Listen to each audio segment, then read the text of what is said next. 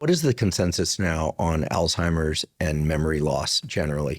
Meaning, is it inevitable that people lose some amount of memory and conditions like Alzheimer's are just a more rapid downward trajectory? And we could talk about superagers, these people that seem to maintain cognition well better than their peers anyway. Are there people who just, are sharp till the day they take their last breath, and that last breath comes in their 90s or even past 100? Yeah, I think just the diversity that accompanies aging is really interesting. You could look at a 100-year-old who's doing really well and a 60-year-old who's not doing so well. So we can't just use kind of biological age as the marker. And as a psychologist, of course, I'm interested in psychological aspects.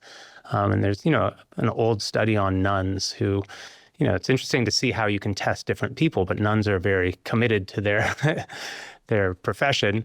And you found that these nuns, how they age, some of them certainly when they passed away, their brains had these kind of hallmark signs of dementia, plaques and tangles. But behaviorally, they were still high functioning.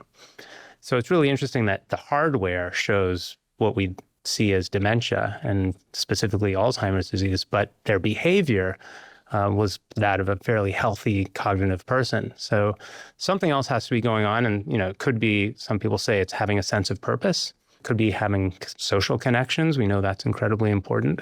I think we do have a certain amount of control over it, and some of it might be based on physical exercise and sleep. So I know things you've talked about before.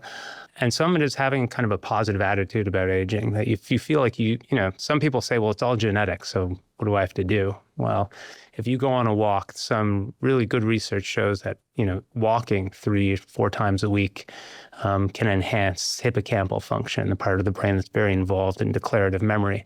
And that part of the brain, having turned 50 recently, tends to decline by about 1-2% a year in terms of volume. So this is kind of physical shrinkage of the brain. Mm-hmm.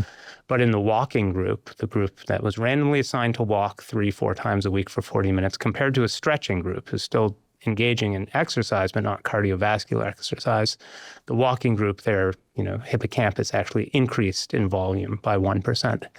So you're changing the brain, but you're also changing the behavior. Their memory was much better a year later. So I think, if you saw a doctor and said, I'm having some memory problems, what can I do? Most people are looking for a pill or, sometimes it's eat this or do that.